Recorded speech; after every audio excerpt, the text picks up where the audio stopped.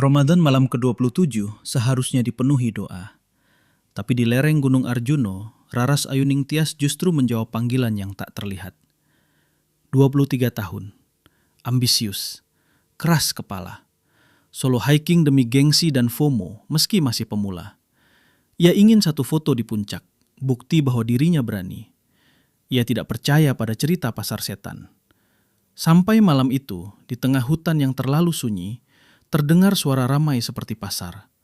Dan salah satu suara itu memanggil namanya.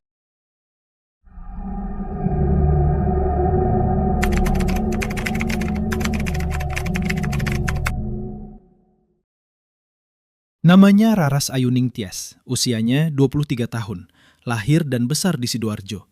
Tubuhnya tidak terlalu tinggi, kulitnya sawo matang, matanya tajam tapi sering menyembunyikan rasa ragu. Raras dikenal ambisius, keras kepala, dan sangat peduli pada citra dirinya. Ia tipe orang yang tak ingin tertinggal tren. Apapun yang sedang viral, ia harus ikut. Belakangan ini, media sosialnya penuh foto pendaki perempuan berdiri gagah di puncak gunung, lengkap dengan caption reflektif tentang menemukan diri sendiri. Raras yang selama ini merasa hidupnya biasa saja, mulai merasa tertinggal. Ia ingin terlihat berani, ingin membuktikan bahwa dirinya bukan perempuan manja seperti yang sering dikatakan mantannya. Padahal kenyataannya Raras masih pemula. Ia baru 2 kali naik bukit kecil, belum pernah benar-benar mendaki gunung besar. Namun FOMO lebih kuat daripada rasa takut, dan pilihannya jatuh pada Gunung Arjuno. Ramadan tahun itu terasa berbeda, udara lebih dingin dari biasanya. Waduh, ceritanya makin seru nih. Tapi sebelum kita lanjut, klik dulu tombol like dan subscribe, biar aku bisa terus bikin cerita-cerita seru buat kalian. Oh iya, share juga pengalaman kalian di komentar, siapa tahu bisa jadi cerita versi kalian di video selanjutnya. Raras memilih mendaki sendirian menjelang akhir bulan puasa, dengan alasan ingin merenung dan healing.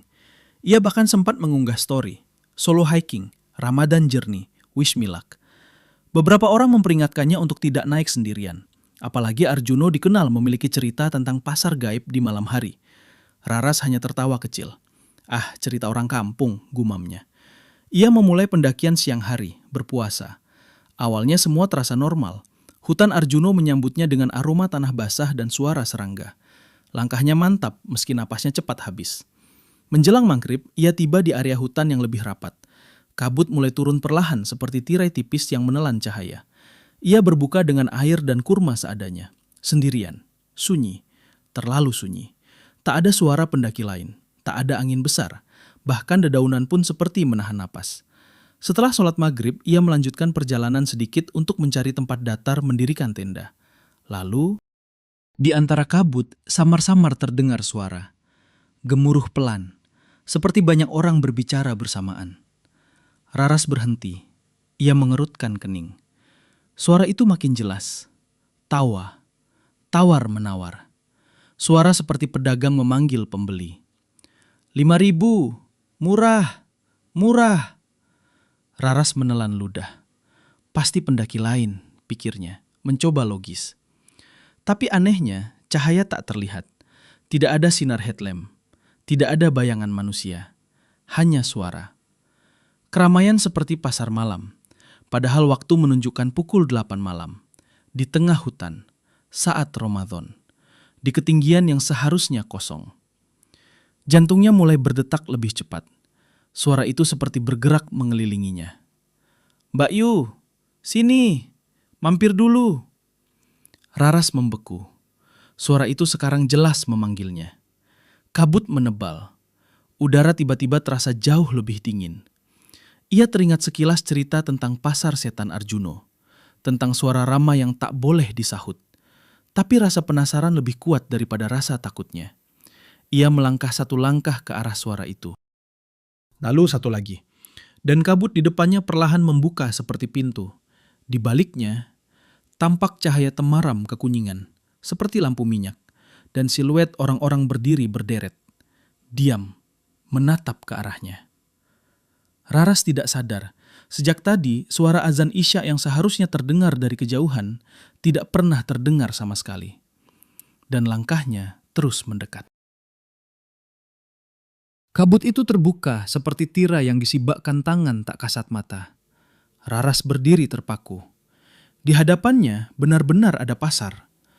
Lampu-lampu minyak menggantung rendah, cahayanya kuning redup dan bergetar pelan tertiup angin yang tak ia rasakan di kulitnya.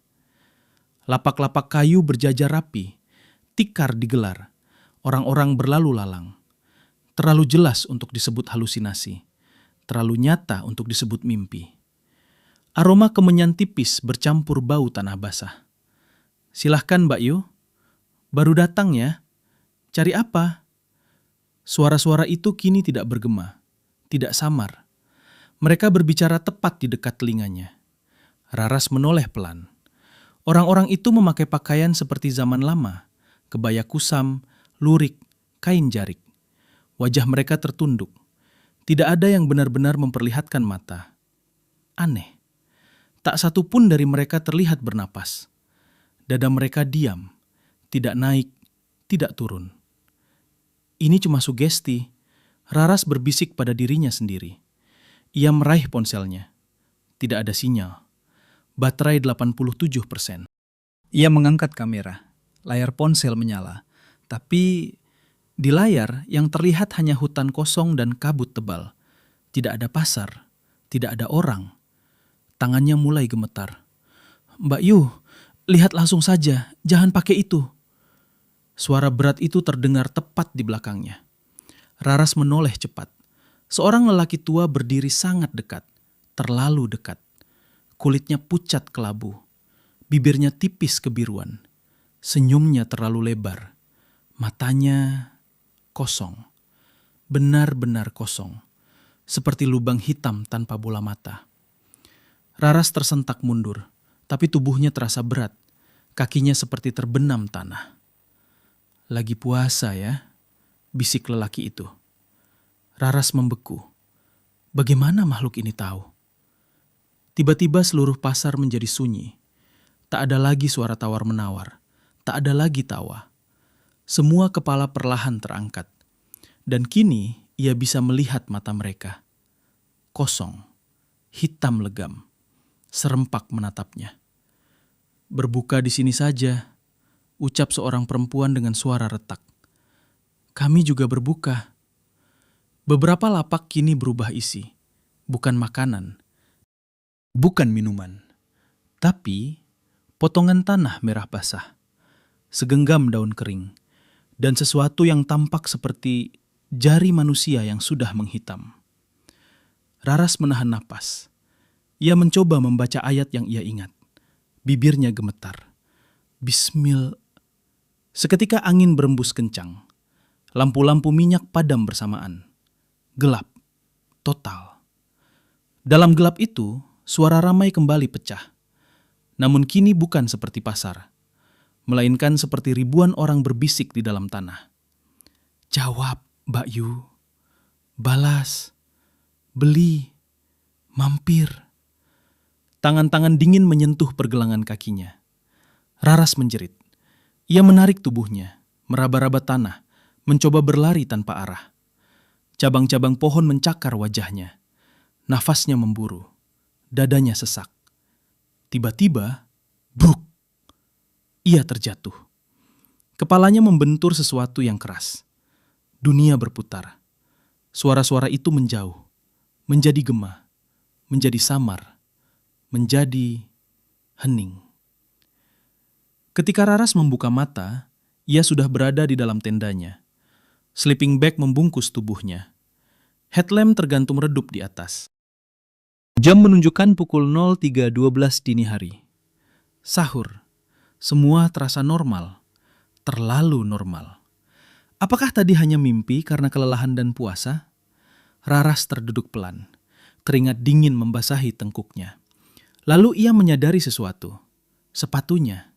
Sepatu gunung yang tadi ia pakai penuh tanah merah basah. Dan di ujung tendanya terselip sesuatu. Sebuah lampu minyak kecil, masih hangat dan menyala. Raras menatap lampu minyak itu tanpa berkedip. Api kecilnya tenang, tidak goyah, tidak berasap. Padahal tak ada angin di dalam tenda. Tangannya gemetar saat ia meraihnya. Hangat, benar-benar hangat, seolah baru saja dinyalakan. Ini cuma prank alam, cuma mimpi, gumamnya lirih. Dari luar tenda terdengar suara azan subuh. Sayup, tapi aneh, nadanya tidak utuh, seperti diputar terbalik, terpotong-potong. Allahu Ak. Raras menahan napas. Ia membuka resleting tenda perlahan. Kabut masih tebal. Pepohonan menjulang gelap seperti bayangan raksasa. Tidak ada pendaki lain. Tidak ada musala. Tidak mungkin ada suara azan di ketinggian seperti ini. Suara itu berhenti mendadak. Sunyi lagi. Raras buru-buru membereskan barangnya. Niatnya berubah. Ia ingin turun saja setelah sahur seadanya. Gunung ini terasa tidak menginginkannya. Saat ia berdiri dan menoleh ke belakang untuk terakhir kali, ia melihat sesuatu yang membuat lututnya lemas. Di tanah sekitar tendanya, bukan satu, bukan dua, tapi puluhan jejak kaki mengelilinginya. Jejak kaki telanjang, mengitari tenda, rapat, seperti orang-orang berdiri semalaman mengawasinya.